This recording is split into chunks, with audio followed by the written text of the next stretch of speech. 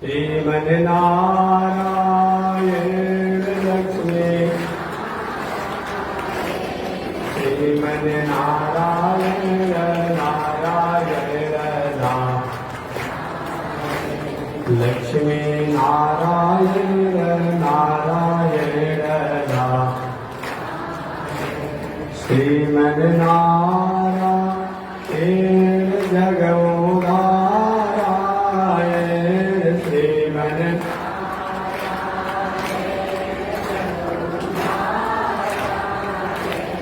लक्ष्मी नारायण नारायण श्रीमन्नारायण नारायण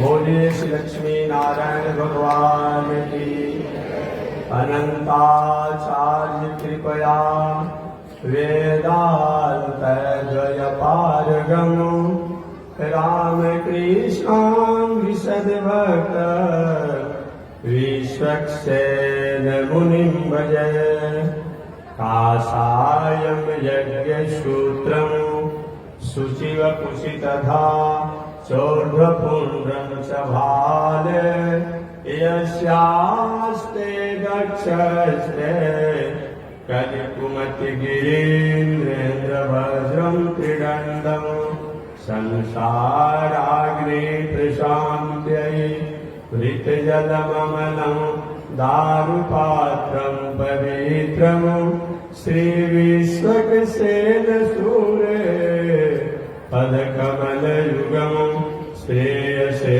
संश्रयामि लक्ष्मीना सुसमारम्भा नाथयामुनिमध्यमा अस्मदाचार्यपर्यन्ता वन्दे गुरो परम्परा नारायणाय विद्महे वासुदेवाय धीमहि तन्नो विष्णु प्रचोदयात् महालक्ष्म्यै च विद्महे विष्णुपत्न्यै च धीमहि तन्नो लक्ष्मी प्रचोदयात् तन्नो लक्ष्मी प्रचोदयात्।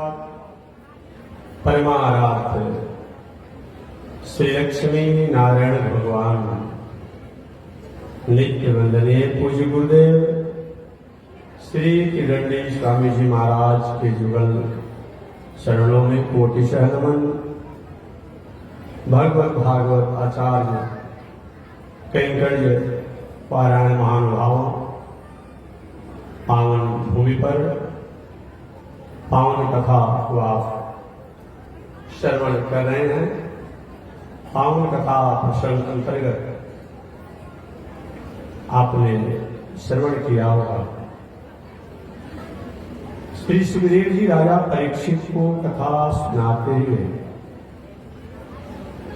कहे कि हे परीक्षित, भगवान ने लगभग 5 वर्ष की अवस्था तक बहुत से राक्षसों का संहार किया। आघासुर, बकासुर, वत्सासुर, तृणाव्रत, पूतना, ऐसे अनेक राक्षसों को संहार किया। भगवान श्री कृष्ण ने सर्प का भेष बनाकर, आकार बनाकर के अजगर सर्प का रूप बना करके एक दिन आघासुर नाम का राक्षस जंगल में बैठा था।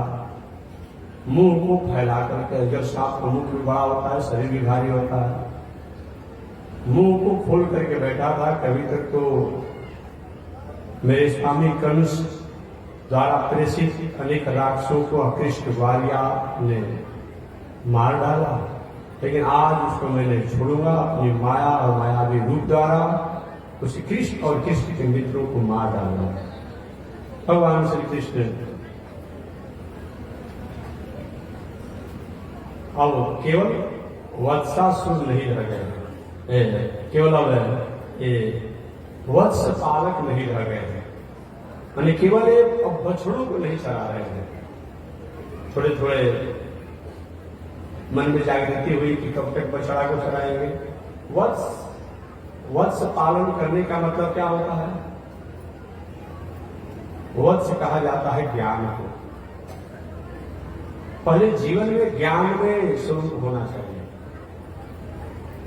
और गाय कहा जाता है वेद स्वरूपा को, धर्म स्वरूपा को, संस्कृति स्वरूपा को।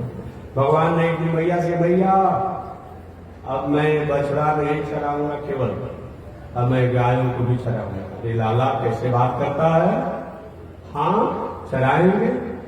तो ही समय नियत किया गया और उस नियत समय में भगवान ने अब गोवत्स पाला, मैंने गाय के भी पालक हो गए, बछड़े का भी पालक हो गए। गायों को भी चराने लगे, दूर दूर तक जाने लगे और गायों की अब सेवा भी कर रहे हैं। संयोग से इधर एक दिन गायों को चरा रहे थे, बछड़ों को भी, बड़े बड़े बछड़े को भी चरा रहे थे। अचानक उनके मित्र मंडली गोपाल वालों ने कहा, लाला हम लोग की गैया बहुत आगे बढ़ गई है, चलते चलते थोड़ा हम लोग देख लेते हैं कहाँ गए। ठीक है जाओ देख लो। वो आगासुर विशाल अजगर सांप का वेश बनाया था, मुंह को खोला था, जीभ को बाहर निकाला था। छोटे छोटे बालक, अरे 4-5 बरस के बालक कितना हो गए भाई। और छोटा छोटा बालक ने, एक बालक ने कहा, गोपाल ने कहा, ए मित्र देखते हो ये लाल लाल का दिखाई क्या है? मुझे पता तो नहीं है। अरे दूसरा कुछ नहीं है, महात्मा जी लोगों का गुफा है। हम लोग समझते हैं हम लोग राजसी में हिस्से रहते हैं, राज अच्छे रहते हैं, महात्माओं को कितना बड़ा लंबा खाट है। अब बताओ इतना गुफा सुंदर बनाया है और सुंदर गुफा में इतना सुंदर बिछावन बिछाया गया है कि हम लोग के घर पर भी नहीं होगा ऐसा। तो चलकर देख ले, संत महात्मा लोग कहीं वहां तपस्या करते हुए गुफा में चलकर दर्शन करेंगे, उनका प्रणाम करेंगे, उनको देखेंगे। छोटे छोटे बालक ने ये आगासुर मुंह फैलाया था और उसके मुख में जाने लगे। अब जब जाने लगे, अरे भाई संत का आश्रम तो अच्छा बात समझ में आ रहा है, लेकिन इसमें गंध क्या आ रहा है? ऐसा भी सांप जो उल्टा सीधा जीवों का तक गंध रहता ही है उसके शरीर में। एक नहीं क्या गंध की बात करें, बहुत संत महात्मा ऐसे होंगे जो कि साधना करते होंगे, कोई जीव जंतु मर गया होगा, बेचारे साधना में उनको क्या पता है कौन मरा है कौन नहीं, गंदा आता होगा। अब आगे बढ़े तो देखे कि ये सर्प का दांत भी था। ये क्या है इसमें? अरे क्या है, ये संत महात्माओं ने व्यवस्था बना रखा है कि कोई अतिथि आएगा कहीं गुफा में ना, तो कहीं अपना झोला वाला इसी में टांग करना है। छोटे छोटे बालक अपने से प्रश्न करना है, अपने से समाधान कर लेना है, इसीलिए बनाया, कुटीर बनाया गया, टंगा गया है। आगे बढ़े, जाते जाते सब लोग चले जा रहे हैं। भगवान श्री कृष्ण ने विचार करे, मेरे मित्र ये अजगर सांप के मुख में चले जाएंगे, सब मारे जाएंगे, मृत्यु इनकी हो जाएगी। तो इनकी माता क्या कहेगी? तो मेरे पुत्र को लेकर कन्हैया गए, कृष्ण गए और सबकी मृत्यु हो गई। अब पाप को कहा जाता है, और मैंने पाप, सांप को कभी आपने देखा होगा, जीव को निगल जाता है। पाप जो है मनुष्य को निगल जाता है, देखने में पता नहीं चलता है, लेकिन पाप जो है ये जीवों को निगल जाता है, अर्थात समाप्त कर देता है। भगवान ने कहा कि नहीं नहीं, चाहे भले ही पाप में ही मेरे मित्र गए हों, आगासुर के पेट में ही गए हों, लेकिन मैं भी जाऊंगा। और भगवान ने क्या किए, उसी आगासुर के मुख में प्रवेश किए। आप प्रवेश किए तो अब सोचा कि अब तो काम बन गया। उसे भगवान ने इतना विशाल रूप बनाया कि आगासुर का पेट फैलने लगा और पटक पटक करके पूछ जो है मर गया। भगवान अपने अपने मित्रों को वहां से बाहर निकाले। सभी बाल गोपाल के लाला आज हम लोग मर करके जी गए, मर करके जी गए। आज हम लोग समझते संतों का गुफा है और था तो राक्षस आगासुर ने ऐसा भेष बनाया था। एक घटना हुई 5 वर्ष में, 5 वर्ष के भगवान श्री कृष्ण जब थे एक घटना घटी, लेकिन एक घटना का पता चला 6वें वर्ष में। घटना माने अभी हुआ हो, कोई किसी के साथ मान कोई रास्ता में जा रहा है और कोई साइकिल से गिर गया, चोट लग गया, और ये बात को बताए भाई 1 बरस के बाद कोई बताए कि हम जा रहे थे भाई हमको चोट लग गया, साइकिल से गिर गए, तो लोग बेचारे भाई घटना हुआ 1 बरस पहले, अभी तुम क्यों बता रहे हैं? आखिर 1 बरस पहले क्यों नहीं बताया? एक घटना जो हुई है अघासुर राक्षस के पेट में भगवान श्री कृष्ण और बाल गोपाल गए हैं, ये भगवान श्री कृष्ण उसमें 5 वर्ष के थे, लेकिन एक घटना का प्रचार हुआ, जाना गया 6वें वर्ष में। राजा परीक्षित सुखदेव जी महाराज से पूछ दिए, गुरु जी एक घटना 5वें वर्ष में हुआ और 6वें वर्ष में क्या जानकारी दिया गया? सुखदेव जी ने कहा, पर इसके पीछे भी एक रहस्य है। एक घटना जनाने का मौका मिले तब तो जनाया जाए 5वें वर्ष में, ये जनाने का मौका ही मिला 6वें वर्ष में, इसलिए 6वें वर्ष में जनाया गया। अच्छा, हमारा तो 1 वर्ष कहाँ चला गया, क्यों नहीं जनाया गया? सुखदेव जी ने पूरी कथा बता दिया कि अघासुर से भगवान ने बछड़ों को, भगवान ने क्या किया कि उन ग्वाल बालों को मुक्त किया। एक दिन भगवान श्री कृष्ण अपने मित्र मंडली के साथ बैठे थे, बाल गोपालों के साथ गाय बछड़े चल रहे थे। भगवान ने एक दिन पहले घोषणा किया था, भैया और दिनों तक आप सभी लोग मित्र अपना अपना घर से लाए हुए टिपनकारी में जो भोजन होता है, जलपान होता है, अपने पाते हो, लेकिन अगला दिन निर्णय रहेगा कि जो भी अपने घर से लाएगा एक दूसरे को खिलाएगा, एक दूसरे का खाएगा और उसके स्वाद का आनंद लिया जाएगा। मानो भगवान हम संसार के लोगों को बताना चाहते हैं कि हे संसार में रहने वाले लोग, अगर आप कहीं अपना खेती व्यापार नौकरी अध्ययन अध्यापन द्वारा संपन्नता में हैं, आपके पड़ोसी, आपके मित्र, आपके भाई, आपके सुहृद जन जो हैं, वो जो आपने धन कमाया, पद कमाया, प्रतिष्ठा कमाया है, मान सम्मान कमाया है, उसके द्वारा उसको भी लाभान्वित करें, उसको मंगल पहुंचाएं। ये भावना को लेकर भगवान ने अपने सभी मित्र मंडली को खबर किया कि नहीं नहीं, आप सब लोग अपने अपने घर से लाएंगे और एक दूसरे का लाया हुआ प्रसाद एक दूसरा खाएगा। यही घोषणा, ठीक है लाला। अब सब लोग अपने अपने घर से लेकर के आए थे, जिसके पास जो थी जैसी क्षमता थी, कोई राबड़ी लाया, कोई माखन मिश्री लाया, कोई मालपुआ लाया, कोई पूरी लाया, कोई खीर लाया, और कोई और कुछ नहीं तो भगवान श्री कृष्ण के एक मित्र थे, ये तो ब्राह्मण के बेटा थे, उनकी माता जी बहुत बड़ी साध्वी थी, लेकिन उनकी माता जी थोड़ी सी कंजूस प्रवृत्ति के थी, कृपण थे। और उसने क्या किया कि उस दिन चिकनकारी में अपने बेटा को खाने के लिए खाटा कढ़ी दे दिया। कढ़ी बड़ी समय में खाटा कढ़ी दे दिया चिकनकारी में, और कुछ उसके साथ सामान होंगे भोजन के। अब आए भगवान ने क्या कि बीच में अपने बैठे, चारों तरफ से बाल गोपाल बैठे थे। ए भैया तुम अपना खिलाओ, कल आए हो? अल्लाह अल्लाह, अच्छा तुम अपना खिलाओ। अब सब एक दूसरे को खिला रहे हैं और खा रहे हैं। उसमें भगवान अपने हाथों में, एक हाथों में मिर्ची का अचार है, एक हाथों में आम का है, नींबू का है, ऐसे करके भगवान अलग अलग मुड़ियों में ये लगाए हुए हैं, और लगा करके दही भात का ग्रास जो है, एक कवर जो है खा रहे हैं, और लोग भैया तुम भी खा, इस तरीका से इस आनंद में भगवान है। संयोग से उसी समय भगवान ने देखा कि मधुमंगल नाम के जो ब्राह्मण के पुत्र थे, ब्राह्मणी के पुत्र थे, उनकी माता जी ने उन्हें खाटा कढ़ी दिया था। और वो मधुमंगल सोची कि अगर मैं कृष्ण को दूंगा खाने के लिए तो हमारी और हमारी माता की बेइज्जती कर देंगे, हला करेंगे कि इसकी माता बहुत कृपण है, कंजूस है, ऐसा खट्टा कढ़ी दिया है, तो क्यों न आज जो भी आया है आज नहीं खिलाएंगे, और उधर और बाल गोपालों के लिए पकवान भोजन को खा रहे हैं, अतली धमक के लिए खा जाएंगे। अगर कहीं मांगेंगे तो हम कहेंगे लाला कल खिला देंगे, आज नहीं। वही मधुमंगल जो है और बाल गोपालों के प्रसाद को भंडार में भगवान पा रहे थे, अभी अकेले मधुमंगल अपना कड़ी पी रहे थे। बेइज्जती की जगह प्रतिष्ठा बिगड़ जाएगी, प्रतिष्ठा बड़ा चीज होता है ना, बिगड़ जाएगी। और दृष्टि अचानक भगवान श्री कृष्ण के मध्य मंगल पर गया। अरे मध्य मंगल, एक तो तुम खिलाते नहीं हो, खाने की बात किया तो अकेले तुम खा रहे हो।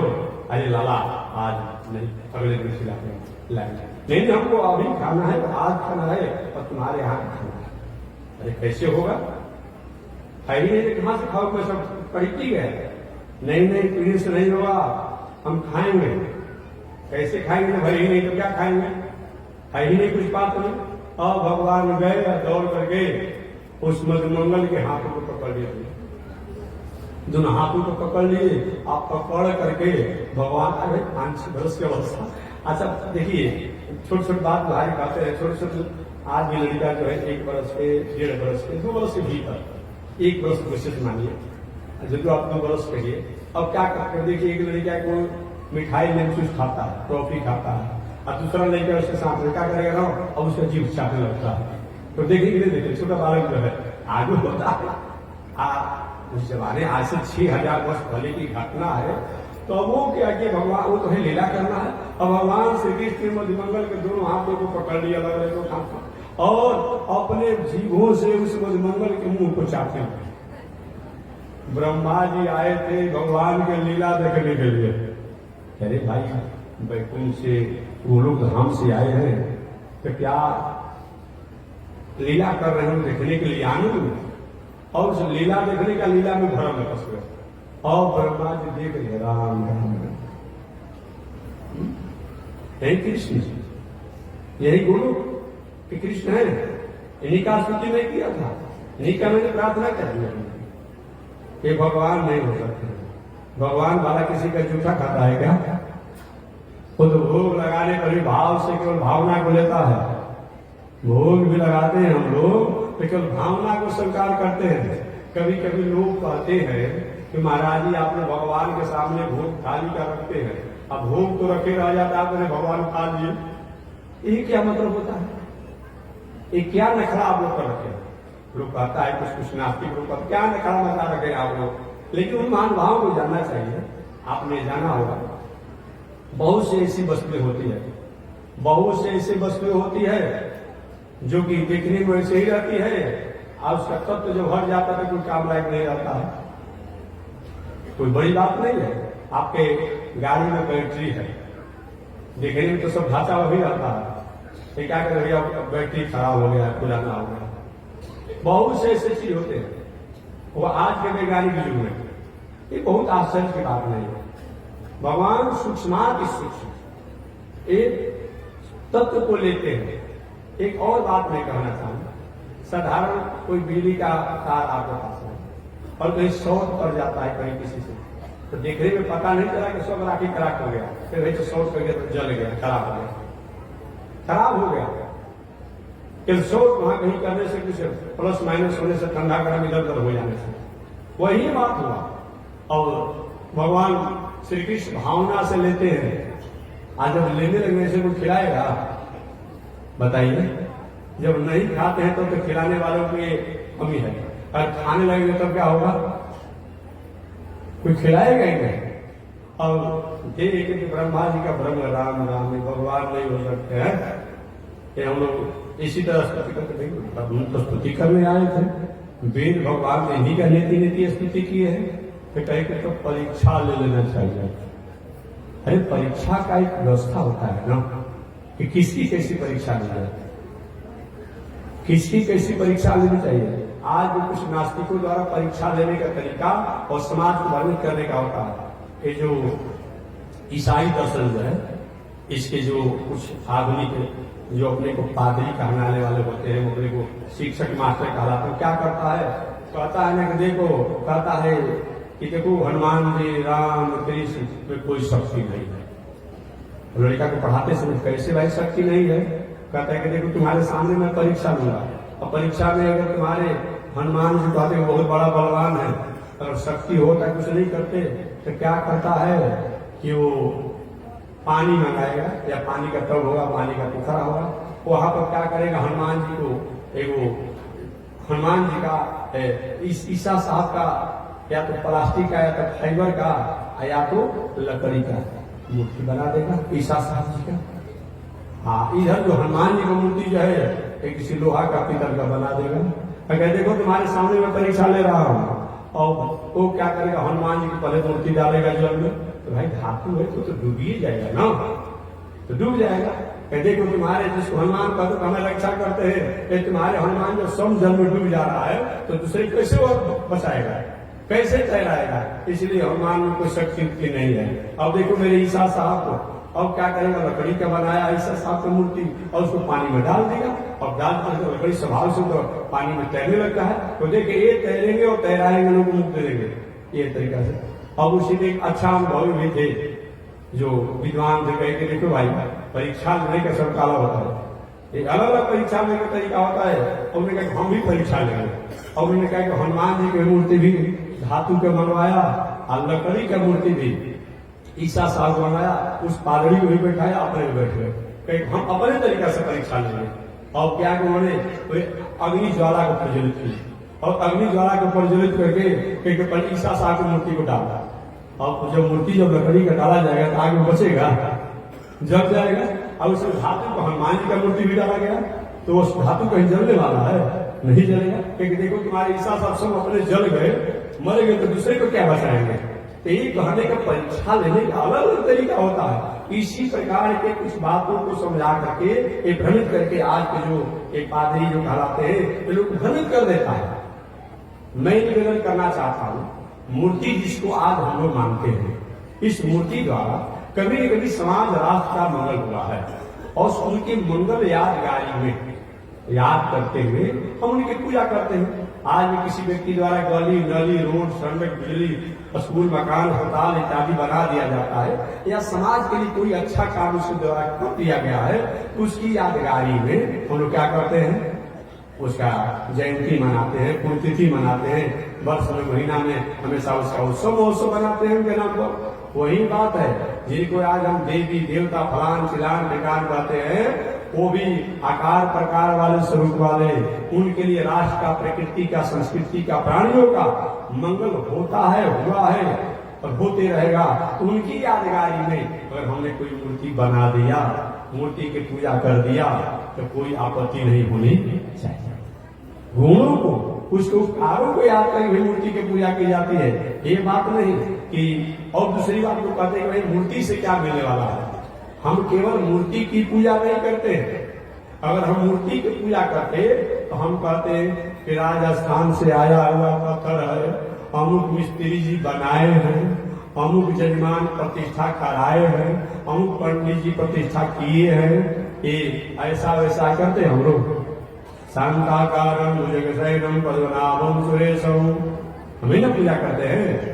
इसीलिए मूर्ति मूर्तौ पूजा, मूर्ति पूजा, हम केवल मूर्ति की पूजा न करते हैं, जो परमात्मा पूरे दुनिया में है, वस्तु में है, व्यवस्था में है, उन परमात्मा को हम मूर्ति में भी मानते हैं।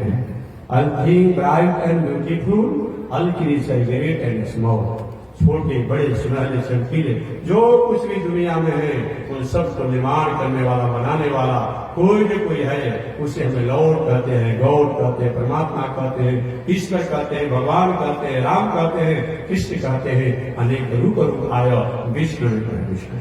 बढ़िए उपकारों को याद करके हम मूर्ति की पूजा करते हैं, ये मान करके भी कोई को मूर्ति की पूजा के कोई विरोध नहीं। और एक बात मैं कहूँगा, कोई भी व्यक्ति मूर्ति से अलग नहीं है, चाहे मुसलमान इस्लाम दर्शन हो, ईसाई दर्शन हो, बौद्ध दर्शन हो, जैन दर्शन हो, सिख दर्शन हो, कोई भी मूर्ति से अलग नहीं है। आप इस्लाम दर्शन में उनके जाते हैं, पूजा करने का जहाँ जगह होता है उनका भी चबूतरा होता है ना, वहां वो चदरा चढ़ाते हैं ना, अरे बहुत जगहों में चदरा चढ़ाने की परंपरा है, तो भी तो भाई आप उस मूर्ति की चदरा चढ़ाता है। अब मूर्ति माने नहीं होता है कि केवल आंख हाथ पैर हो उसी को मूर्ति कहा जाए।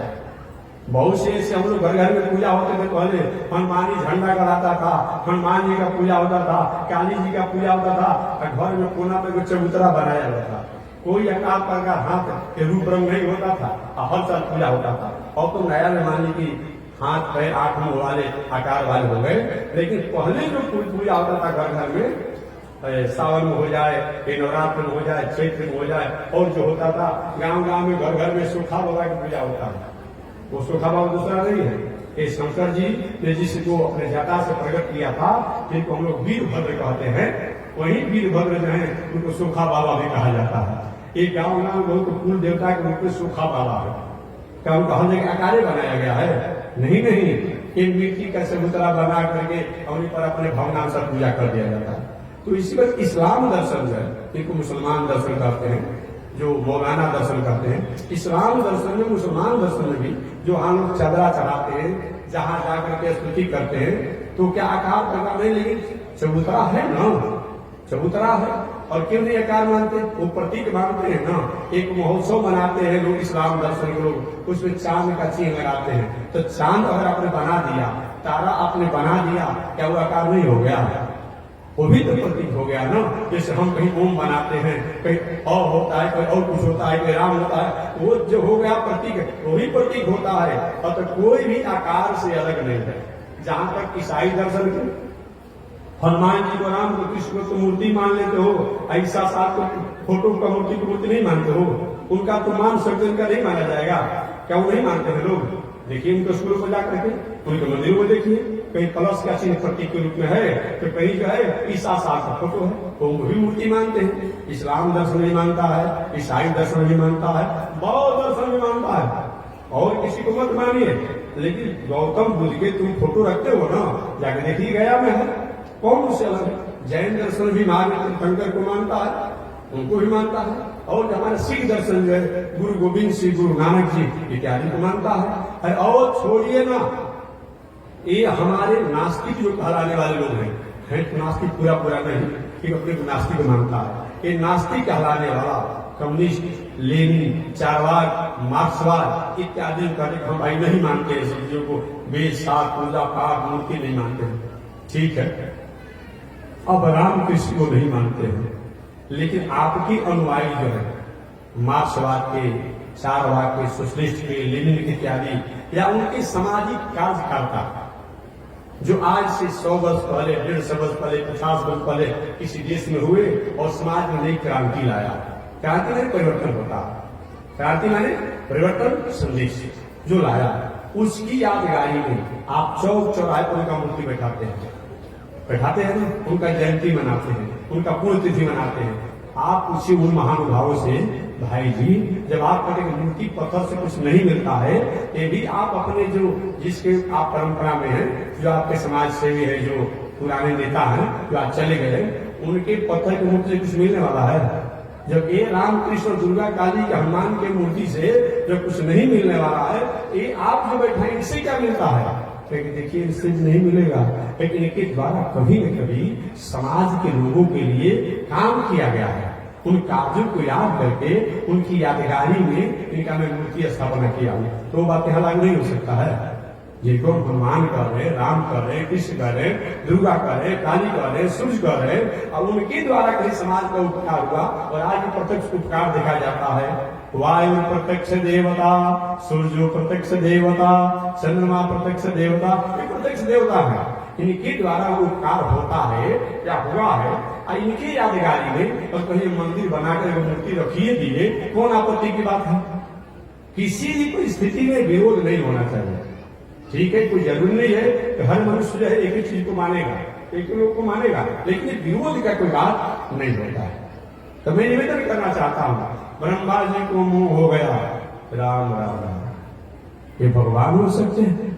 भला भगवान ऐसा करता है? परीक्षा लिया जाए, और परीक्षा लेने के लिए ब्रह्मा जी का तरीका अलग बदल गया, और परीक्षा लेने का तरीका क्या हो गया? और वो भगवान श्री कृष्ण के जो बाल गोपाल जो मित्र थे, ये लाला ये गाय बछड़े कहीं दूर चलते चलते चले गए हैं, हम जा रहे थे देखने के लिए कि कहां तक चले गए, ठीक है तुम देखो। और क्या किए भगवान, अब ये भी देखने के लिए, भैया हमें भी जा रहा देखने के लिए, और भगवान से कृष्ण निकल गए देखने के लिए। इधर पहले क्या किए, उन गाय बछड़ों को ब्रह्मा जी ने चुरा लिया, आज चुरा करके और अपने हाथ रख दिए। इधर जब वो गाय बछड़ों को देखने के लिए जब गए, तो बाल गोपालों को ब्रह्मा जी ने चुरा लिया। भगवान अरे बछड़े भी नहीं है, गोपाल बाल भी नहीं है, क्या होगा? जान के अच्छा ये तो ब्रह्मा जी की करतूती है, ब्रह्मा जी मेरी परीक्षा लेना चाहते हैं।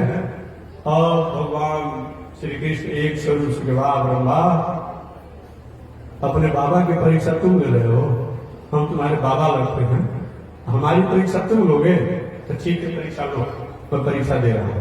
और भगवान श्री कृष्ण जो है एक स्वरूप से चले गए ब्रह्मलोक में।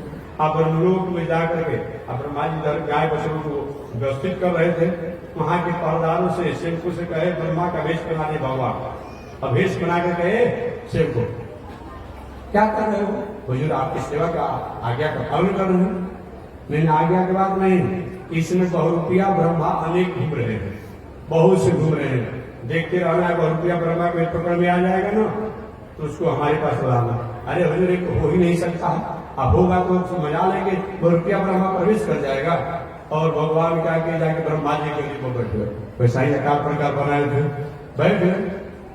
पीछे से ब्रह्मा जी आए कि चले अपने ब्रह्मलोक में, और ब्रह्मा जी के कर्मचारियों ने ही ब्रह्मा जी कहा बस बस बस बस पकड़ में आ गया। बहुरूपिया ब्रह्मा तुम ही ना हो? अरे भाई बहुरूपिया नहीं भाई, तुम मेरे सेवक हो, मेरे नौकर हो। नहीं नहीं, हमारे ब्रह्मा हमारे स्वामी बैठे हुए हैं। और ब्रह्मा के ही कर्मचारी ने ब्रह्मा जी को बेइज्जत कर दिया, बेइज्जत कर दिया। भाई ब्रह्मा ने अच्छा तो दूसरा कोई ब्रह्मा गदी को बैठा है कि हाँ हमारे ब्रह्मा जी हमारी गदी पर बैठे हमारे स्वामी। अब ध्यान के ब्रह्मा जी अच्छा मैंने जिनकी परीक्षा लिया वही ब्रह्मा का वेश बना करके बैठे। अब तो गलती पकड़ा गई, क्षमा मांगना पड़ेगा। लेकिन देखो भाई सही बात यही है कि सही में गलती तो उन्हीं की है, वो जिसको चाहे ब्रह्मा बना दे और जिसको चाहे भिखार दे, जिसको चाहे राजा बना दे और जिसको चाहे रंक बना दे, सही में वही है। लेकिन जाके पता चला कि ब्रह्मा जी जो है बहुरूपिया ब्रह्मा जो है महाराज आपका दर्शन करना चाहते हैं, आ गया हो तो बुला कर लाता गए सेवक महाराज वो बहुरूपिया ब्रह्मा पकड़ में आ गया है, गिड़गिड़ा रहा है, रो रहा है आपका दर्शन करने के लिए, ठीक पकड़ के ले आओ। और दोनों तरफ से नौकर खड़े हैं, आप भाग गए नहीं महाराज लाए जे ही भगवान के नजदीक गए, भगवान उस आसन से गायब हो गए, गायब हो गए। तो बेइज्जत करना था, परीक्षा दिया था ना। और ब्रह्मा जी का भगवान ने हमें हमारे ही लोगों द्वारा हमारी बेइज्जती कर दिया। भगवान ने कहा तुमने हमारी मित्रों को चुराया, हमारे बछड़ों को चुराया, मैं तुम्हारा गद्दी छीन लिया। जाकर के ब्रह्मा जी स्तुति किए और स्तुति करते हैं प्रभु हमारे जैसे लोगों को जब पद प्रतिष्ठा मिल जाता है तो हम आपको भूल जाते हैं, लेकिन हैं तो हम आपके नाती कहीं बहुत बड़ा गलती कर दे, छोटा बालक बाबा के कंधे पर बैठता हो, बाबा के सिर पर बैठ जाता हो, बाबा के पीठ पर बैठ जाता हो, और वो नाती क्या करे, कहीं एक दिन कंधे पर बैठ कर क्या लोग शंका पे खाना कर देगा तो बाबा क्या पटक कर सुंगा देंगे कि कहीं गंदा कर दिया हमारे कंधे पर, ढेर करेंगे तो कंधा को धो लेंगे, जनेऊ को धो लेंगे, बदल लेंगे, यही लेके नहा लेंगे, ये लड़का को पटक कर मुआ देंगे। तो हम आपके नाती हैं, हमारे द्वारा गलती हुआ है, तो गलती हुआ तो आप क्षमा कर दीजिए, हमारे जो अपराधों का आप क्षमा कर दीजिए, मैं आपका नाती हूँ। नाती इसीलिए भगवान श्रीमन नारायण, नारायण के नाभि से कमल और कमल के से ब्रह्मा जी नाती हो गए ना, हम आपके नाती हैं। ब्रह्मा जी ने बहुत स्तुति किया, स्तुति करते समय भगवान के पास ब्रह्मा देखो तुमने बहुत गलती किया, मेरे मित्रों को अलग कर दिया, मेरे बछड़ों को अलग कर दिया, ये बात ठीक नहीं कि प्रभु गलती हो गई। हमारे जैसे लोग जब पद प्रतिष्ठा प्राप्त करते हैं यही हो जाता है। और ब्रह्मा जी इतने भयभीत थे कि विचार हुआ कि ब्रह्मलोक हमारा चला ना जाए।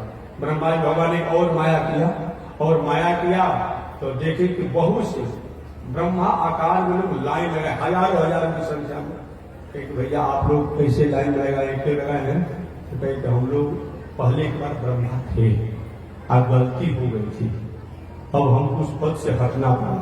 और लाइन में है तो हमने सोचा है, हम सुना है कि ब्रह्मा जी वर्तमान जो है गलती हो गया है, वो सीट खाली है, तो हम भी लाइन में लगे, कहीं हो सका लाइन में आ जाए। ब्रह्मा जी कह हम ही ना गलती किए हैं, ये बताइए कि 1000 वर्ष पहले लोग थे और ये ब्रह्मा की लाइन में है। और जाकर ब्रह्मा जी भगवान की परिक्रमा की, हमारा गति कहीं बरकरार बना रहे, बच्चा रहे, और परिक्रमा करना चाहिए 4 बार। अब ब्रह्मा जी का प्रणाम तो 4 बार किए, स्तुति तो की है, लेकिन परिक्रमा 3 बार करके 4 बार समझ कर भागे ब्रह्मा जी, भय से हो गया ऐसे। जबकि विष्णु की परिक्रमा कम से कम 4 बार करना चाहिए, और 1 बार करिए और नहीं तो 4 बार कीजिए। कभी कुछ लोग पूछते महाराज जगसाड़ा का कितने बार परिक्रमा करना चाहिए? भाई अपने सामर्थ्य के अनुसार कीजिए। अब कितना बार का फेरा मत करिए, 1 बार कम से कम कर लीजिए, नहीं तो 4 बार कर लीजिए, और नहीं तो हो तो कम से कम आप 108 बार कर लीजिए। और कुछ लोग क्या करता है कि 24 घंटा का 12 घंटा का एक परिक्रमा का संकल्प लेता है। एक कलयुग में ऐसा बहुत बड़ा घोर इस संकल्प नहीं होना चाहिए। 1 बार 4 बार नहीं 108 बार ऐसा परिक्रमा करना चाहिए। तो ब्रह्मा जी ने क्या किया, प्रणाम तो किया 4 बार घूमते हुए, लेकिन परिक्रमा 3 बार में पूरा कर लिया। तो बता गए आप जल्दी जाओ, महाराज गलती अब नहीं होगी, क्षमा कर दी, जाओ अपने गदी पर जाओ। इस प्रकार एक कार्य होते होते 1 वर्ष लग गया, 1 वर्ष लग गया। तो 5 वर्ष में घटना घटी, और 1 वर्ष ये ब्रह्मा के मुंह को दूर करने के आदि में समय के समय 1 वर्ष बीत गया। तो इसीलिए घटना घटी 5वें वर्ष में, और 6वें वर्ष में ये बाल गोपालों ने अपने अपने माता पिता से जाकर के एक घटना को बताया। आगे भगवान श्री कृष्ण ने धेनुकासुर नाम के राक्षस का भगवान श्री कृष्ण ने किए, इसको तो बलराम जी ने मारा है ना। भगवान श्री कृष्ण ने आज्ञा दिया, और आज्ञा देने के बाद ये धेनुकासुर का वध हुआ। धेनुकासुर कौन है? एक गदहा का रूप बनाया था, और जहाँ एक ताल बनता जिसको कर्कुल का वन कहते हैं, वही रहता था। कोई जाता उसको मारने लगता, किसे लातों से गधा जो किसी लातों से बहुत प्रहार करता, इसलिए घोड़ा के गधा के पीछे नहीं होना चाहिए। उनके पैर में काल बसता है। क्या चीज? उनके पैर में, घोड़े के गधे के पैर में काल बसता है, काल में मृत्यु बसता है। और तब सेवा करने वाले भी हिसाब में रहना चाहिए। हाथी के आगे जो है काल बसता है, सूंड में दांत में उसके काल बसता है। सबका अलग अलग बताया गया है किसको कहाँ काल बसता है। ऐसे विचार करते हुए और जाकर मित्र बालकों ने कहा बलराम जी, एक धेनुकासुर राक्षस जो है वो किसी को काल के फल को खाने नहीं दे रहा है। अब भगवान ने क्या किया, उसके पैर को पकड़ करके और चारों तरफ घुमा करके फेंक दिया। उस धेनुकासुर का वध हो गया। अब सभी बाल गोपाल हंसने लगे, आज कन्हैया ने गधा मारा है, गधा मारा है, गधा मारा। अब भगवान श्री कृष्ण सब लोग गए अपने भवन में, तो उन्होंने मैया से कहा, जो मैया आज बलराम दाऊ ने, बलराम भैया ने गधा को मारा है। अब बलराम जी नाराज हो गए, कृष्ण हमारी बेइज्जती करते हो, हम गधा को मारे हैं कि हम धेनुकासुर राक्षस को मारे हैं? तो चलो आज और हमारे और आज के बाद तुम्हारी मित्र की कुट्टी होगी। अब तुम अपना गाय चराओगे मित्र मंडलों के साथ, हमारा टीम अलग रहेगा, तुम्हारा टीम अलग रहेगा। अब उसी दिन से भगवान श्री कृष्ण की टोली अलग हो गई और बलराम जी की टोली अलग हो गई, क्योंकि आगे भगवान श्री कृष्ण को कुछ ऐसे लीला करना था जो बलराम जी के रहते हुए नहीं हो पाएगी। क्योंकि रासलीला भी करना है ना, रासलीला करना और भी बहुत सी लीलाएं करनी है। तो भाई बलराम जी आचार्य हैं, आज शिष्टाचार नहीं है। तो हमेशा मैं कहता हूँ, पहले कितना बड़ा शिष्टाचार होता था कि ससुर के सामने, भसुर के सामने, भसुर के सामने और भी भाई के सामने, अमुक अमुक सामने लोग एक मर्यादा में रहते थे। आज तो कुछ रह नहीं गया है, आज तो है नहीं। इसलिए कहेंगे चलो ठीक है, वो अलग हो गए तो अच्छे हो गए। अब बलराम जी की टीम टोली अलग हो गई और भगवान श्री कृष्ण की मित्र मंडली की टोली अलग हो गई। इस प्रकार अब भगवान आगे लीला करना चाहते हैं, और लीला करते समय भगवान जो है महाविष्णु जो कालिया नाग है, वह जो जमुना जी में रहता है और जमुना जी के जल को 20 युक्त बना दिया है। इतना विषैला वो कालिया नाग है कि उसके विष के कारण जमुना जी का जल प्रभावित हो गया है। कोई भी जीव उस ऊपर से उड़ते जाते जहां विषैले प्रभाव हो गया है, वहीं गिर करके मर जाते हैं। इतना विष का प्रभाव हो गया था। बहुत से लोग कहते कैसे इसका उद्धार होगा। भगवान श्री कृष्ण कभी कभी मैया का सुझाव है, मैया देखो अगर मैं कालिए नाग को अगर मुक्त नहीं किया, जमुना को शुद्ध नहीं किया, तो फिर मेरा नाम कभी आएगा। तुम्हारा न बेटा, नहीं बेटा ऐसा नहीं करना, ऐसा मत कोई कालिया में बहुत विषैला है, वह काट लेगा, मृत्यु हो जाएगी। नहीं नहीं भैया ऐसा नहीं होगा, देखो तुम्हारा। और भगवान मन में संकल्प ले लिए। और दिनों और दिशा में गाय बछड़ों को चराने के लिए जाते, भगवान ने अपने मित्र से कहा आज जो है ये हम लोग जमुना जी के हक पर चलेंगे, जमुना जी किनारे गाय चलेगी हमारी, तुम सब तैयारी करो। और अगले दिन सभी लोग जमुना जी के किनारे अपने गाय बछड़ों को चराने के लिए ले गए। हालांकि भागवत में तो कथा नहीं है कि कदम के वृक्ष पर से कहीं भगवान भूल गए गेंद खेलते समय, लेकिन होगा किसी पुराणों में, उसको हम नकार नहीं सकते। अब है कि भगवान श्री कृष्ण और बाल गोपालों के साथ जमुना जी के तट के आसपास वृक्षों के नीचे बैठे थे, गाय चल रही थी कि जो मैं धूप था, गर्मी के कारण गाय प्यास से व्याकुल थी, और संयोग से गाय वहीं पर गई जहां कालिया नाग का विष का प्रभाव था, और जाकर के जल को गायों ने पिया और उसी समय उनकी मृत्यु हो गई, विष के कारण। प्राय मृत्यु जैसा ही हो गई, विष के मृत्यु का मृत्यु जैसा ही हो गई। अब भगवान से कही मेरी गायों के साथ ऐसा अत्याचार, आज मैं इस कालिया नाग को दमन करूंगा। और भगवान बालक रोकते रह गए, अरे लाला ऐसा मत करो, ऐसा मत करो, बहुत बड़ा बिस्तर नहीं माने, और जाकर जमुना जी में कूद गए। अब कूद गए, कुछ बालकों ने जाकर के ब्रज में समाप्त गए, लाला तो आज जमुना जी में हर वहीं पर कूद गए जहां पर कालिया नाग का विष से जल विषैला हो गया। अब सारे लोग ब्रज से आए, सब रो रहे हैं जमुना जी के तट पर कि कन्हैया, हे सूर्य, हे ब्रह्मा, हे चंद्रमा, हे अमुक, हे अमुक, फिर लाला को रक्षा करे। भगवान नीचे चले गए, और नीचे गए तो उसमें कालिया नाग सोया हुआ था। और कालिया नाग जब सोया हुआ था तो भगवान श्री कृष्ण ने क्या किया, उसके अपने चरणों से मारा ठोका, और ठोकर मारा तो फुटकारते हुए सैकड़ों सैकड़ों फण वाला कालिया नाग था, और खड़ा हो गया फण को लेकर। और जब खड़ा हुआ तो भगवान श्री कृष्ण को अपने लपेटा में ले लिया। लपेटने के बहुत उनकी सर्पों की स्थिति होती है, लपेट लिया उनको। भगवान श्री कृष्ण ने अपने शरीर को इतना विशाल बनाया ना, उसका नस नस फटने लगा, और वो ढीला पड़ गया, और भगवान से निकल करके और उसके फण पर बैठ गए, और फण पर बैठ करके और नृत्य करने लगे, नृत्य करने लगे। कभी कालिया नाग सैकड़ों सैकड़ों फण उसके हैं, कभी डसना चाहता उस फण से उस फण पर, उस फण से उस फण पर, इसको एक तांडव नाच करने लगे। और करते करते लगभग उसके सारे फणों को छप कर दिए, घायल कर दिए, खून खून कर दिए। मालूम पड़ा कुछ समय का मेहमान है, नागों की पत्नियां आकर के अपने बाल बच्चों के साथ उस जल में ही कृष्ण को प्रार्थना के, प्रभु आप जो है तमादि देव आदि देव परमात्मा हैं, मेरे पति तो ठीक है अपराधी हैं, लेकिन आप क्षमा करने में मृत्यु श्रेष्ठ है, क्षमा कर दीजिए।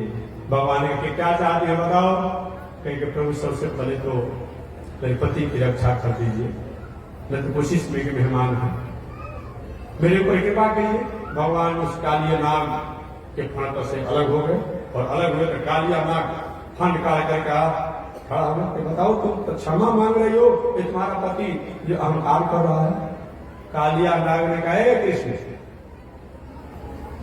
मेरा इसमें क्या दोष है बताओ, ये दोष नहीं है, तुम इस कालिए इस हद में, यमुना जी के हद में जल को विषैला बना दिए हो, उस कालिया नाग को मेरा इसमें दोष क्या है, ये बताओ। दुनिया को किसने बनाया, कालिया नाग ने कहा। दुनिया को किसने बनाया, भगवान ने कहा हमने बनाया। दुनिया में संसार के प्राणियों को किसने बनाया, हमने बनाया। हम सर्पों को किसने बनाया, भगवान ने कहा हमने बनाया। तो हम सर्पों को विष किसने दिया, हमने दिया। तो जब आपने सर्पों को विष दिया तो हम पर क्यों नाराज आप हो रहे हैं। अगर कहीं हमारे मुंह में कहीं अमृत दे दिए होते आप कि जिसको काटते हुए मरने वाला व्यक्ति भी जी जाता, लोग बड़ियारी पकड़ पकड़ करके और अपने से कटवाते। लेकिन आपने क्या किया कि रात बिरात किसी प्रकार के कोई सांप कोई घर में दिखाई पड़ जाए और रात कहीं चला जाए, नहीं मिले, रात भर नींद नहीं लगती है, कहाँ चला गया, कैसे चला गया, पुनः लौट करके आसन पर मत आ जाए, किसी को काट मत, रात भर टॉर्च बार में देखते ही रहते हैं। लेकिन गर्गन की बात है, रात भर देखते रहते, इतना भय हो जाता है। और कहा कि महाराज हम लोग ऐसा आपने कर दिया कि समाज में संसार में मुंह दिखाने लायक नहीं है। बात समझ लीजिए, अगर कहीं व्यक्ति कोई मार देता है, मर भी जाते हैं, फिर भी लोगों को विश्वास नहीं होता है, हो सकता है कोई जीवित मत हो जाए तो मुंह को कूच कूच करके ठीक कर देता है। बताइए, ये आप ही ने किया है ना? भगवान ने कहा किया है। तो हमारा क्या दोष है? हमारा क्या दोष है? आपने जगत बनाया, जगत के प्राणियों को बनाया, हमको बनाया, हमने विष को आपने दिया, हमारा दोष क्या है? भगवान का दोष यही है, अपराधी के लिए अपराध जो किया हो उसको जेल में रहना चाहिए, और वो आकर के शासन करने लगेगा, प्रशासन की गद्दी पर बैठ जाएगा, तो क्या होगा? काम बिगड़ जाएगा। आपको विष तो मैंने दिया है, लेकिन आपको इस जमुना जी में नहीं रहना चाहिए।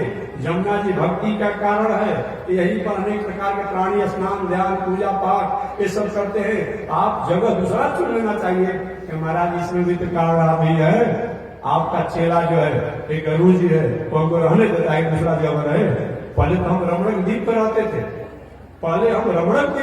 थे, लेकिन आपका चेला ने हमें रहने नहीं दिया। या कथा आप जानते होंगे, रमणक द्वीप पे क्यों नहीं रहने दिया? तो आपने एक कथा, हालांकि बहुत संक्षिप्त में बता दूं, रमणक द्वीप में पहले रहते थे कालियानाथ, क्योंकि महाराज इसीलिए नहीं रहने दिया कि आपने कद्रू बिनता की बात आपने सुना होगा। कद्रू और बिनता की कथा महाभारत में विस्तार से है। कद्रू को में सर्पों की माता है, ये भागवत में नहीं है, अन्य पुराण में। कद्रू सर्पों की माता है, बिनता गरुड़ जी अरुण जी की माता है। तो सर्पों की माता जो कद्रू है बहुत बड़ा झगड़ानी थी। एक बार उसने मन में विचार किया कि अपनी सौत, अपनी बड़ी बहन जो बिनता है, इसको अपने बाप द्वारा उसने हरा दिया। सत्य नहीं होने पर ही बाप द्वारा हराऊंगा। और एक दिन कद्रू बिनता दोनों एक साथ बैठी थी। कद्रू ने कहा कि बहन ये बताओ कि सूर्य जो है, इस सूर्य के रथ के घोड़े का रंग कैसा है? क्योंकि बहन घोड़े का रंग तो सफेद है। नहीं, सफेद नहीं, हम बने काला है। अरे बहन बोल तुम सफेद देखते हैं। नहीं ना, मैं कहता हूं काला है। आओ बाजी लगा, आओ प्रतिज्ञा होगी। कद्रू ने कहा कि देखो, अगर सफेद होंगे तब तो हम और हमारे बेटा तुम्हारा दासी और दास बन जाएंगे। अगर काला होगा तो तुम दासी बनोगे, तुम्हारा बेटा अरुण गरुड़ दासी पुत्र बन जाएंगे। आओ और बाजी लगा लिया लोगों ने। अब होने के बाद एक दिन कद्रू ने अपने पुत्रों को बुलाया, सुनो मैं जानती हूं कि सूर्य के घोड़े का रंग सफेद है, लेकिन मैंने प्रतिज्ञा कर लिया है और अपनी सौत बड़ी बहन को हराने के लिए तो तुम लोग किसी तरह से इस सूर्य के रथ के घोड़े का रंग को काला कर देना है। सब पुत्र ने कहा ऐसे कैसे होगा, काला हम कर देंगे, क्या करना होगा, कैसे होगा? क्योंकि यही करना है कि जब सूर्य उदय होंगे ना तो क्या कर तुम आकाश मंडल में छा जाने सो। और क्या होगा, कुछ समय के दिखा देंगे काला, बस हमारी जीत हो जाएगी। आज एक पुत्रों ने कहा हम तो ये अन्याय नहीं करेंगे। फिर कहा कि जो हमारा आज्ञा नहीं मानेगा वो आने वाले कलयुग में राजा परीक्षित के पुत्र जो जन्मेजय होंगे उन्हीं के जग में जग करके मर जाएगा। ये मेरा ऐसा साफ। वही जो लोग जो नहीं माने आ गया वही जन्मेजय के जग में बहुत लोग जड़ मर गए थे, बाद में आकर ऋषियों ने समझा करके जग को बंद भी करा दिया था। आधे सतपुर के कहा भाई माता की आ गया, माता की आ गया है, और लोग मान करके और आकाश में घेर लिए। बिनता से कहा बहन बताओ कैसा रंग दिखाई पड़ रहा है? ये बहन बहुत तो सफेद दिखाई पड़ता था, लेकिन आज तो काला दिखाई पड़ रहा है। तो हो गया ना, तुम दासी हो गई और तुम्हारे पुत्र जो है अरुण गरुड़। अरुण कौन है? सूर्य के साथी। और गरुड़ कौन है? भगवान नारायण के दूत भी है और साथी है। ये दोनों दासी पुत्र हो गए। और क्या हुआ कि जब भी कोई शब्द देखे दासी पुत्र अरुण इधर आइए, ए दासी पुत्र गरुड़ जी इधर आइए, ए दासी बिनता इधर आइए, गरुड़ जी हैरान हो जाते हैं। हम भगवान के भक्त हैं, भगवान के सेवक है, भगवान के दूत है, इतना मेरे पास बल है और मुझे दासी पुत्र कहा जाता है। और अरुण जी कहेंगे सूर्य के साथी का काम करते हैं, मुझे दासी पुत्र कहा जाता है। एक दिन गरुड़ जी ने अपनी माता से कहा कि क्या मेरे जन्म पैदाइशी में जन्म में कोई किसी प्रकार के रहस्य है क्या, कोई झंझट है क्या? क्या सही में मेरे पिता कश्यप ऋषि नहीं है क्या? अरे नहीं बेटा, तुम्हारे पिता कश्यप ऋषि हैं, तब मुझे दासी पुत्र क्यों कहा जाता है? कहीं कुछ सारी घटना बताई कि एक बार मैं वचन में हार गई थी, जो आज भी तुम दासी पुत्र और मैं दासी कहलाऊं। अरुण जी ने कहा जाकर पूछो सर्पों से और सर्पों की माता से कि कौन सा ऐसा काम कर दे उसके लिए वो हमको दासी पुत्र नहीं और हमारी माता को दासी नहीं कहेंगे। सर्पों ने, सर्पों की माता ने कहा कि स्वर्ग से लाकर के अमृत दे देंगे, हमारा बेटा पी लेंगे तो आपको दासी नहीं कहा जाएगा और दासी पुत्र नहीं कहा जाएगा। गरुड़ जी कहता कुछ भी होगा लेकिन माता पिता के कलंक को मैं दूर करूंगा। वही गरुड़ जी गए स्वर्ग में। इंद्र कहने के ऐसा अन्याय मत कीजिए, सर्प जब नहीं अमृत पिए हैं, इतना परेशान समाज को करते हैं, अमृत पिएंगे तो दौड़ा दौड़ा कर काटेगा, मुंगा देगा, ऐसा मत कीजिए। लेकिन नहीं, हम तो भाई जब वचन दिए हैं तो ये अमृत ले जाएंगे। तो इन्हें कहा ना लीजिए, किसे आप ले जाते हैं? अब भगवान के दूसरे क्या हुआ? अब इंद्र में गरुड़ जी संग्राम हो गया स्वर्ग में। गरुड़ जी ने प्रपंखों को इतना बड़ा प्रहार किया, इंद्र के जितना सेना थे सब घायल हो गए। और वहां अमृत कलश को एक थोड़ा बड़ा कलश बचन में बचा हुआ अमृत बहुत पहले बता गया था, वही कार्पस मणि के रूप में उस अमृत को रखा गया है स्वर्ग में। कभी कभी आवश्यकता पड़ती किसी को दिखाया जाता है और कभी कभी आवश्यकता पड़ती किसी को सुंघाया जाता है, पिलाया नहीं जाता है, वो कम बचा है ना। और वही अमृत कलश को लेकर गरुड़ जी छीन करके स्वर्ग से चल दिए और जाकर आए पृथ्वी पर और अपनी माता को दे लो, जाकर दे दो, कद्रू को दे दो और सर्पों को दे दो। और वही मीठा ने कद्रू को दिया कि लो ये अमृत कलश लो और अपने पुत्रों को पिला दो। उस समय गरुड़ जी ने कहे भले आदमी, इतने दिन से तुम इसी तरह हो, ऐसे अमृत थोड़ा पिया जाता, जाओ थोड़ा स्नान ध्यान करो।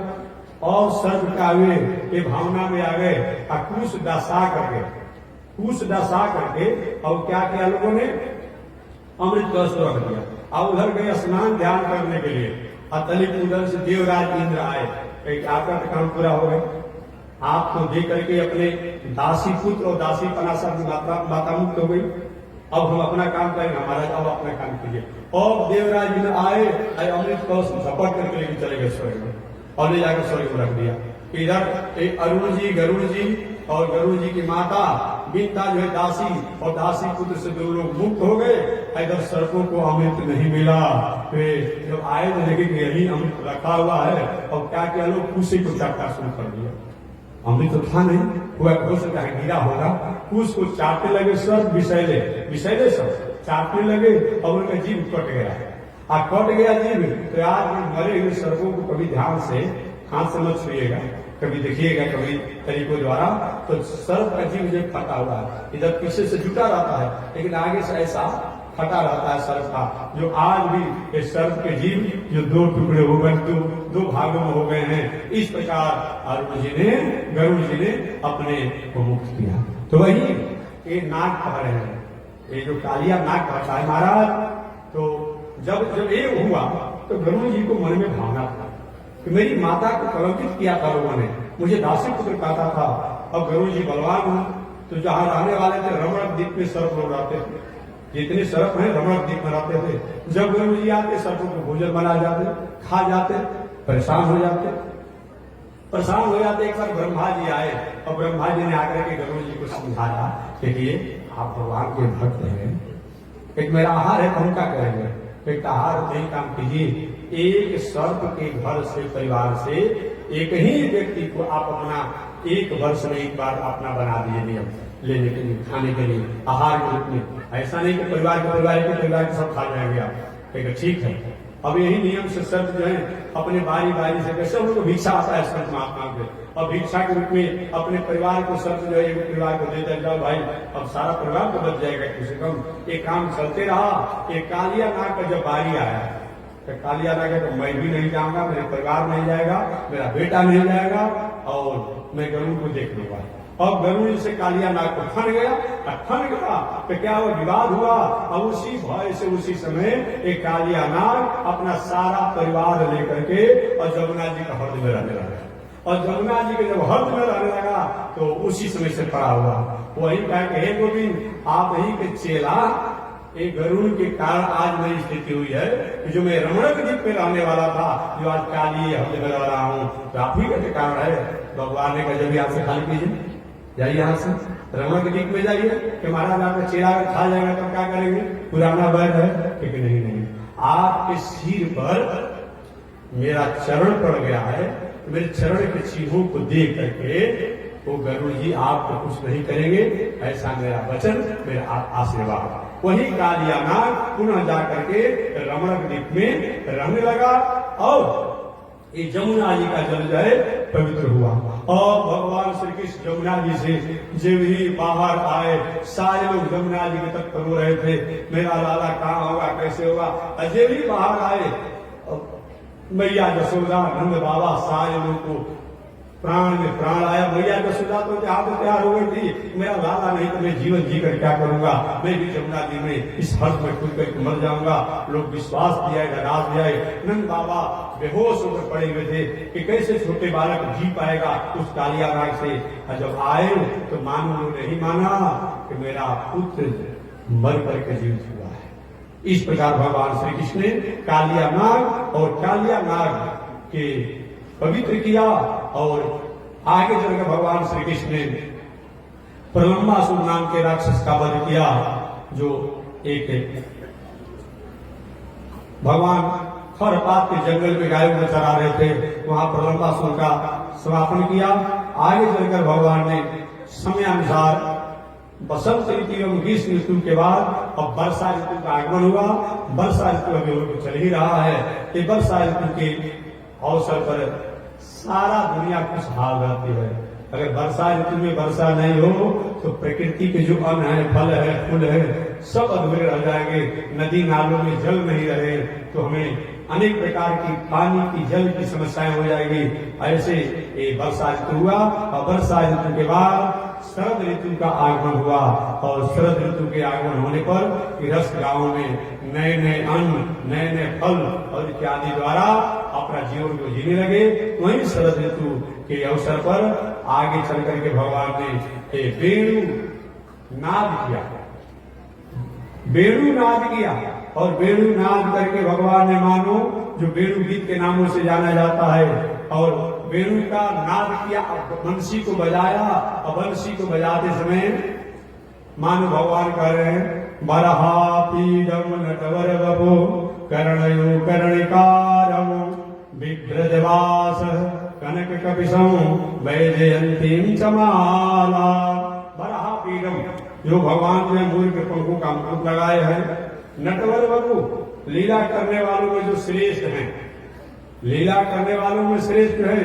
कर्णयो कर्णिकारम, एक ही पुष्प को दोनों काम में अपने कारीगरी से, कलाकारी से लगा लेते हैं। एक ही माला को जो आगे से पीछे से लटका करके और आगे लटका देते हैं। कर्णयो कर्णिकारम विभ्रदवासा कनक कपिशं वैजयंतीं च माला, पीताम्बर को धारण के वैजयंती के माला पहने हुए हैं। और बंसी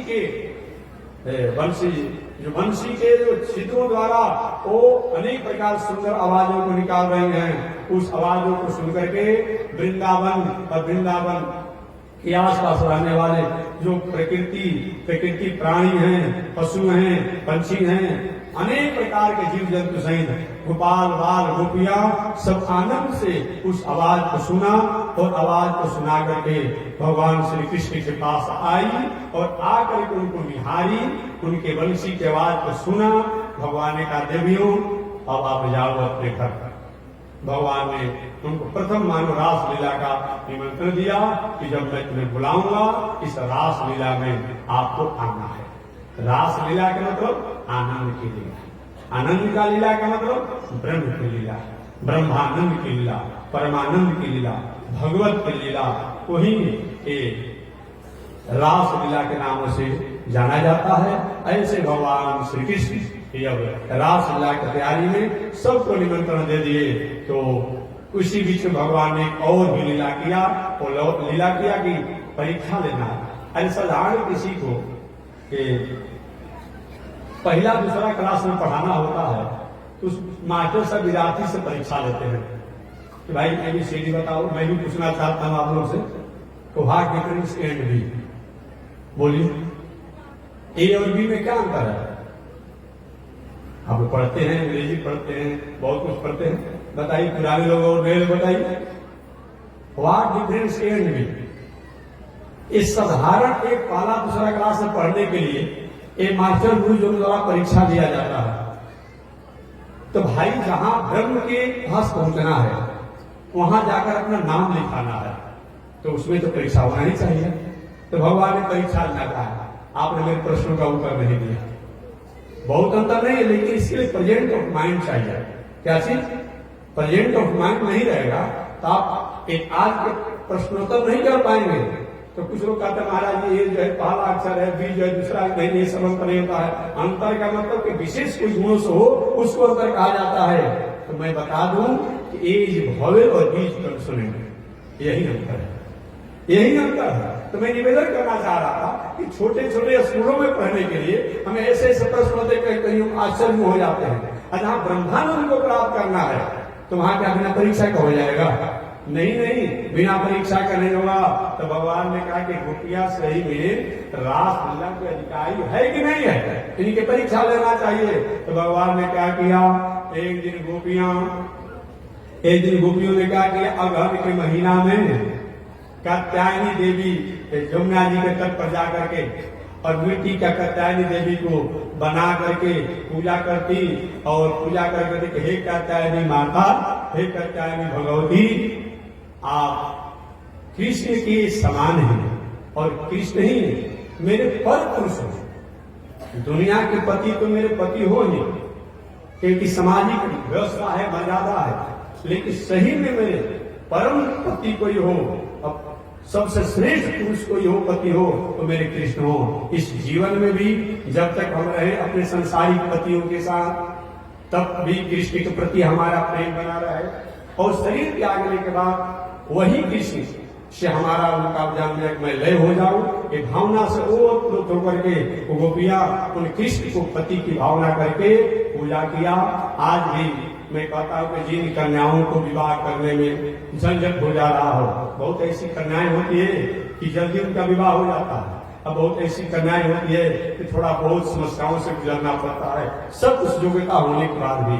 तो आज भी ये श्रीमद् भागवत महापुराण के 10वें स्कंद के 22वें अध्याय के 4थे श्लोक तो अगर एक कन्याएं जाप करे तो निश्चित रूप में कहीं न कहीं विवाह शादी में बाधा पहुंचता हो तो समाधान होता है। कोई व्यक्ति अनेक प्रकार के संकट से समस्याओं से जूझ रहा हो, इस मंत्र का जप करे तो शांति मिलता है इस मंत्र को जपने से। श्रीमद् भागवत महापुराण के 10वें स्कंद के 22वें अध्याय के 4था श्लोक। तो वही गोपियों ने कैसे करना चाहिए, कन्याओं के विवाह में झंझट नहीं हो रहा हो तो नियम को भी बताया गया है, लेकिन संक्षिप्त में बता दूंगा। पीला कपड़ा पहन करके, सरसों के तेल के दिया जला करके, केला वृक्ष गमला के लगा कर अपने पास आंगन में कहीं करके और रोज इस मंत्र का जप करो। लक्ष्मी जी के स्वरूप में कात्यायनी देवी का, और मंत्र क्या है, कात्यायनी महामाये महायोगिन्यधीश्वरे नंद गोप सुतम देवी पति में कुरुते नमः। इस मंत्र का आज ये अगर जप किया जाए तो निश्चित रूप में कन्याएं को विवाह में जो बाधा होती है वो बाधा का समाधान होता है। और कन्याएं नहीं जप पा रही है तो उनकी माता अपनी बेटी के विवाह के मंगल कामना लेकर उनके पिताजी, पुरोहित जी, भाई और कोई जपे तो निश्चित रूप में कहीं न कहीं मंगल कामना होती है। इसी मंत्रों का जप करते हुए वह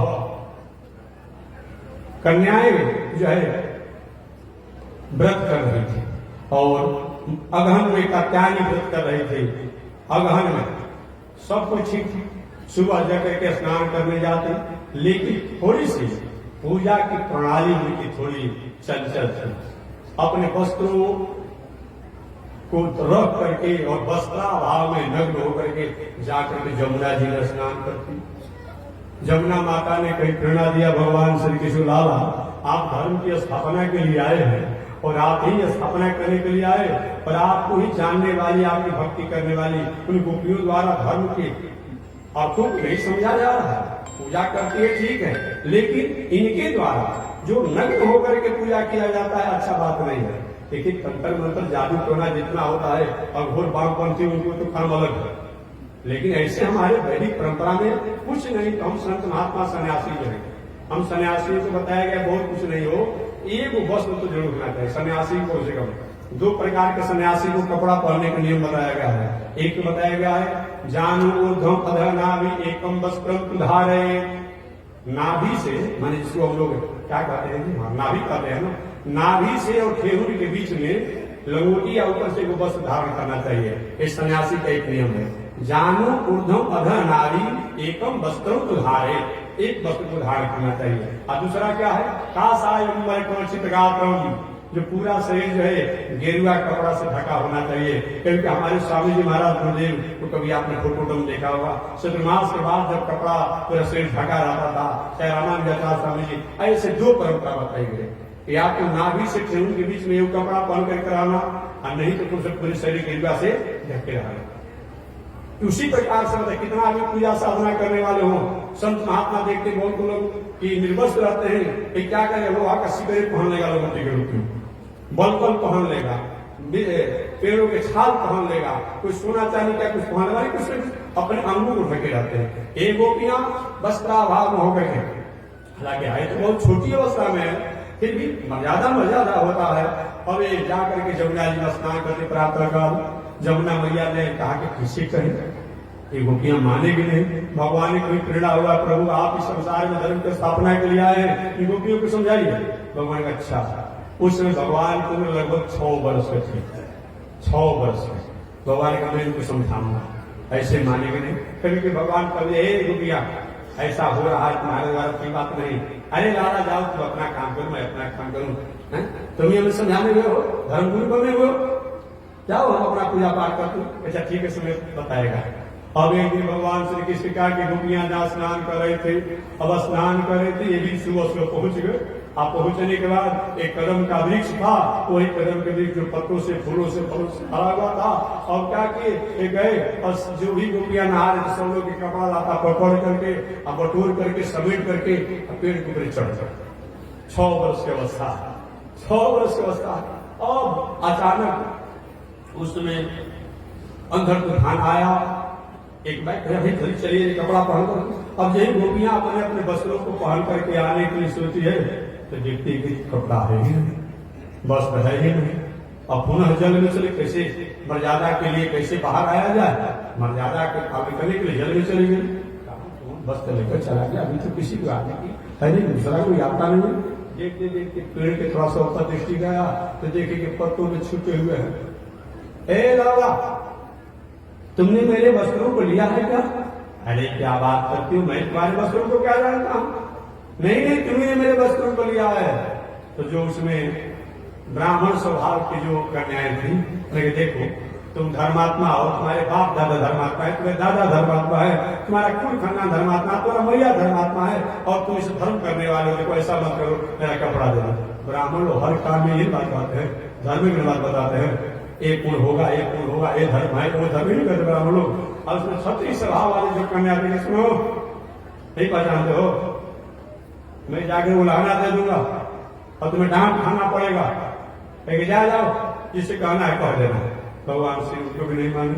जो वैश्य स्वभाव की कन्या दे कहीं देखो, उन लोग भाई वैश्य लोग समझौता चाहते हैं। आज ये व्यापारी वर्ग जो है वो झगड़ा नहीं करता है, समझौता कोई बकाया भी रख दिया ना वो झगड़ा नहीं करेगा, समझौता चाहता है।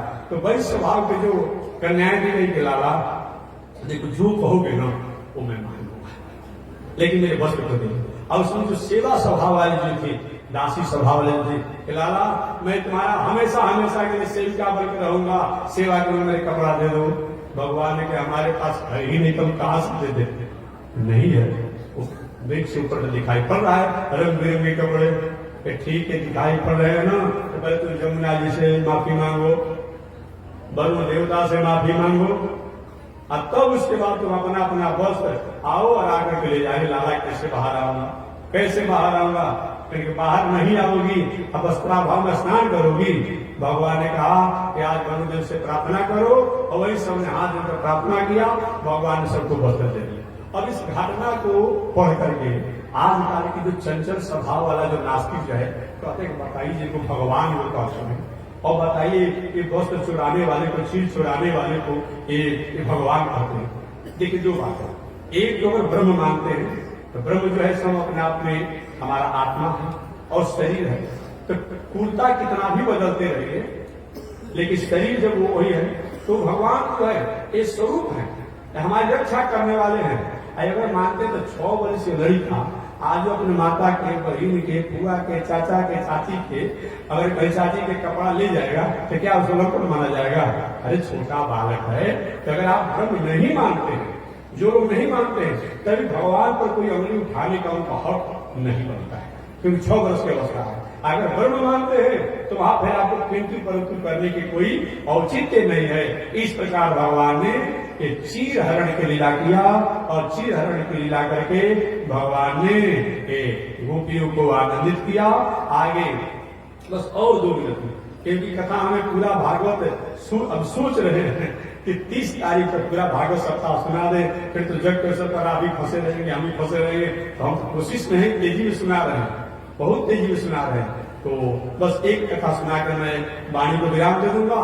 अब इसके बाद भगवान श्री कृष्ण ने अपने बाल गोपालों के साथ गायों के बछड़ों को चराने के लिए गए, और चराने के लिए गए तो कुछ बाल गोपालों ने कह डाला, आज तो हम लोग टिकटकारी का भोजन लेकर आए ही नहीं है, जलपान लेकर आए ही नहीं, भूख लगा हुआ है, अब अपने घर से बहुत दूर निकल गए हैं, क्या करना चाहिए? भगवान ने कहा हम क्या करें, तब तुम भोजन लेकर आया नहीं तो हम क्या करें?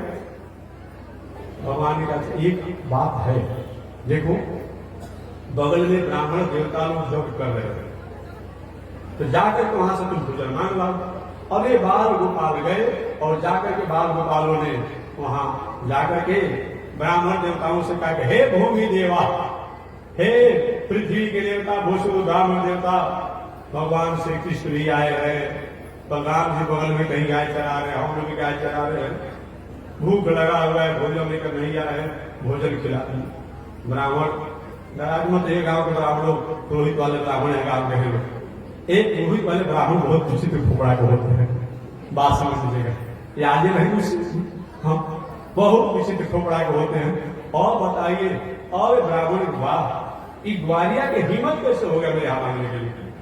सहस्त्र शिखा पुरुष सहस्त्राक्ष सहस्त्रपात, हम वेद का पाठ करने वाले, स्वाध्याय करे ब्राह्मण, त्रिकाल संध्या बोलने करने वाले, इसकी हिम्मत कैसे बनी ग्वालिया को हमारे आने के लिए?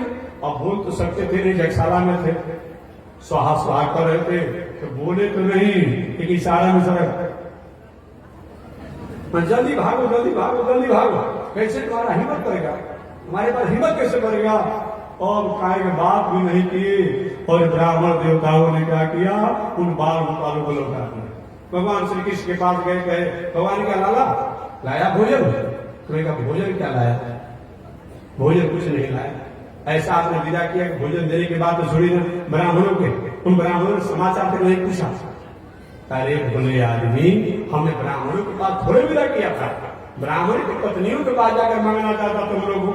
ये ब्राह्मण बेचारे सुबह शाम से पूजा करते हैं, तो क्या देंगे तुमको? और अच्छा ये लाला बात है। और पुनः दूसरी बार गए और ब्राह्मण पत्नियों के पास गए, और ब्राह्मण पत्नियों के पास जब गए कि भगवान श्री कृष्ण आए हैं, हम उनके मित्र हैं, गाय चरा रहे हैं, भूख लगा हुआ है, भोजन की व्यवस्था नहीं है, दे दीजिए। अरे भगवान श्री कृष्ण मांगे हैं? हाँ हाँ। और ब्राह्मण पत्नी अपने अपने घर से सुंदर सुंदर पकवान बना करके अपने थालों में सजा करके भोग को थोप कर भोग लगा रहा है ना, भगवान श्री कृष्ण को पाना है, और लेकर लाइन से चल दिया। ब्राह्मण देता ये क्या हो गया हमारे ही घर में? अरे तरीके 10 ऑब्जेक्ट सारा से बाहर निकल नहीं सकते थे, पूजा कर रहे थे। मैंने आवाज कहाँ जा रही हो इशारा के? आप जो कर रहे करिए, हम ठीक जगह जा रहे हैं। ये नहीं क्या हो गया, हमारी पत्नी हमारी बात नहीं सुन चली है। और सभी जो ब्राह्मण पत्नियां थी चली गई, भगवान श्री कृष्ण यहाँ थे, और जाकर के सुंदर पकवान दिया। भगवान और भगवान के मित्रों ने सुंदर पकवान को पाया, और पाकर के जाने की बात हुई कि महाराज जाएंगे और हमारे पति जी नाराज हो जाएंगे, तो भगवान ने कहा मेरा जब हो जाता है कोई ना, तो उस नाराज भी लोग उसके अब उसके हो जाते हैं। आपने सुना होगा ना, ध्रुव जी को जो उतान पाद गोद में नहीं बैठाना चाहते थे, अब वही जो भगवान को हो गए तो वही उतान पाद हाथी को बैठा करके अपना सिंहासन बैठा दे, अब जाएंगे। वही ब्राह्मण पत्नियों को विदा कर दे भगवान श्री कृष्ण, और लौट के जब आए ब्राह्मण ने कहा हाय हाय मेरा जीवन का अधिकार है, इतना पूजा पाठ जगह दान करते हैं, लेकिन ब्रह्म के प्रति उनको दर्शन करने की हमारी भावना नहीं होती है।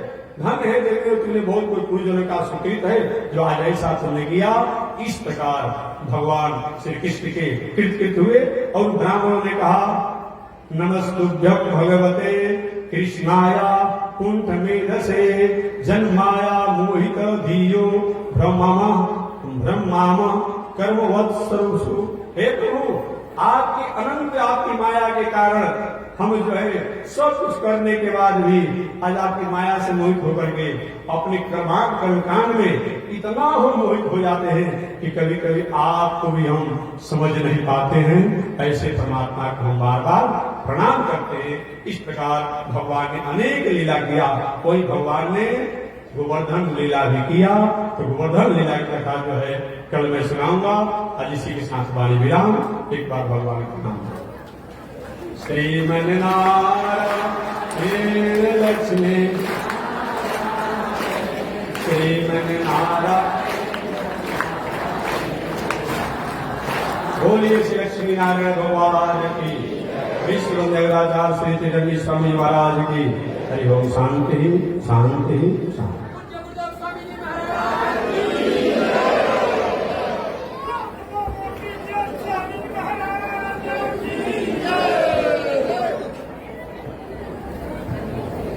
ओम चंद्रमा मनसो जात चक्षो सूर्यो जायत श्रोत्राद्वायुषवराण समगा जगजायत श्री सदे लक्ष्मी सुभद्रया बहुराते आर्से नक्षत्राणि रूपमस्मिनो व्यातम् ईश्वरिगाळ मोमयि गाळ सर्वलोकं मयि गाळ कासाय यज्ञसूत्रम् सुजीवपुषि दधा चौदपुण्डं च बाले यस्यास्ते दक्षस्ते कलिकुमतिगिरीन्द्रेन्द्रवज्रं त्रिदण्डं संसाराग्नि प्रशान्त्यै हृतजलमबलं दारुपात्रं पवित्रं श्रीविश्वक्सेन सूरे पदकमलयुगं श्रेयसे संश्रयामि अमर्यादशूद्र चलमतिरसोयातु सबभो कृतघ्नो दुरमाणि स्मरपरवसो वञ्चनपर त्रिसन्धाभागे च कथमामिधोतु गजलजे तपारादो त्रीणस् तव परिचरेयं शरणयो।